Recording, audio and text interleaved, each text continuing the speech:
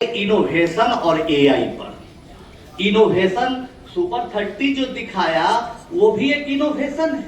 आप बताइए, ईमानदारी से सोचिए, अपने पिताजी से पूछिए, बड़े भाई से पूछिए कि सुपर 30 के पहले कोई फ्री में पढ़ाएंगे ऐसा सोचता नहीं था। आज के तारीख में कई स्टेट गवर्नमेंट सुपर 30 जैसे सरकारी तंत्रों ने चलाया और कई बच्चे आईएएस बने, आईपीएस बने, डॉक्टर बने, जनरल सेवा में गए, कई इंजीनियर बने। कई लोग सुपर 30 के तर्ज पर कम फीस में पढ़ाते हैं, कुछ करके मार्केटिंग करके अच्छा भी किया, कुछ खराब भी किया, लेकिन कितना एक इनोवेशन था। और कोई भी सफलता का याद रखिएगा बच्चों, कोई सफल होता है तो एक इनोवेटिव आइडिया के साथ होता है। ये सुपर 30 था, ये आइडिया आया कहां से, कैसे, ये सब आप जानते हैं। कैम्ब्रिज में एडमिशन हुआ था, फिल्म में देखे, पैसे का अभाव था, पिताजी गुजर गए थे, नहीं कुछ करते थे, सड़कों पर पापड़ बेचते थे, खराब परिस्थिति में माँ पापड़ बनाती थी, उसको झोले में लेके बेचते थे। ये फिर करते करते सुपर 30 बना। ये कहानी पर हम नहीं डिटेल में आना चाहते, लेकिन बचपन से एक चीज का अभ्यास था बच्चों, जो आपको हम बताने आए हैं, थिंक बिग, बड़ा सोचने की आदत थी। कभी भी आप लोग जितने बच्चे सोच रहे, छोटी सोच मत रखिएगा। अच्छा देखते हैं, 4 साल पढ़ लेते हैं, किसी का 3 बचा हुआ है, 2 बचा हुआ है, किसी तरह से हम अच्छा एक कैंपस सिलेक्शन में मेरा हो जाए, ऐसा कभी मत सोचिएगा। आपको हमें सोचना चाहिए कि हमको कोई काम कर रहे हैं ना तो उसको सबसे अच्छा करें।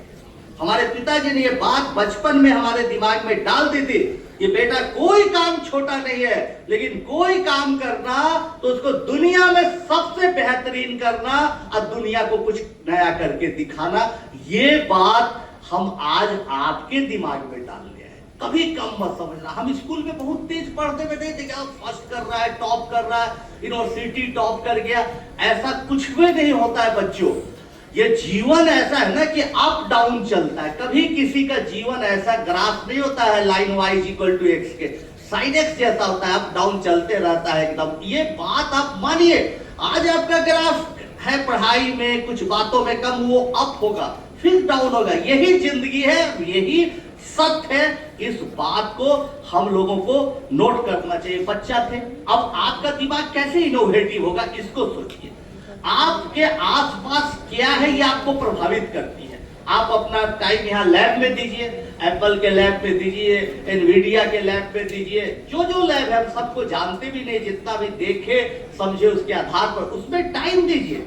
उस जमाने में लैब नहीं हुआ था तो पिताजी हमारे क्या थे, पोस्टल एम्प्लॉय थे, पोस्ट ऑफिस में काम करते थे, देखते थे और चिट्ठी छाटते बांटते चले जाते थे कलकत्ता ट्रेन से। उनकी ड्यूटी थी रेलवे मेल सर्विस में। जब कलकत्ता जाते थे तो कलकत्ता जब वो जाते थे तो क्या करते थे कि वहां पर बड़ा बाजार में ढेर सारी किताबें मिलती थी, सेकेंड हैंड उधर मिलती थी कॉलेज स्ट्रीट पे, जो वैज्ञानिक के लिए, जो कि साइंटिस्ट का उसमें बायोग्राफी रहता था, वो ला के देते थे, पढ़ बेटा।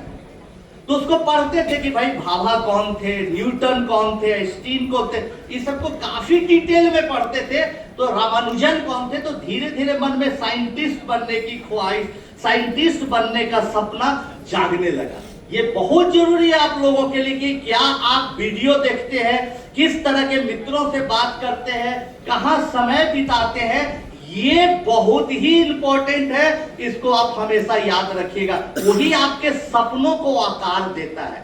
आकार दिया, अब बच्चे थे क्लास 6 में तो हमको लगा कि भाई हम एक इन्वेंशन करेंगे। उस जमाने में कभी उसके लिए अलग से आएंगे, वो डेमो करके दिखाएंगे। उस जमाने में जब क्लास 6 में थे तो एक ट्रांजिस्टर बनाए थे, आपको आश्चर्य होगा, जो बिना बैटरी, बिना इलेक्ट्रिक, बिना किसी से चलता था।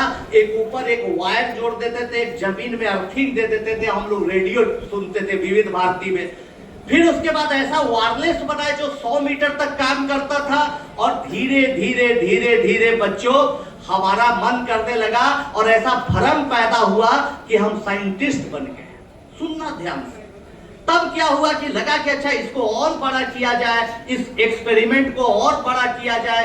ऐसे करते करते करते करते हम मोहल्ले के दुकान में जहां रेडियो रिपेयर होता था, ट्रांजिस्टर रिपेयर होता था, टेलीविजन रिपेयर होता था, वो लोगों से दोस्ती होगी, जैसा संगत होगा वैसा गुण आएगा। वो लोग बताता था इसमें ये एलिमेंट जोड़ो, इसमें ट्रांजिस्टर जोड़ो, कंटेस्टर जोड़ो, रेजिस्टेंस जोड़ो, ये करो, इंटीग्रेटेड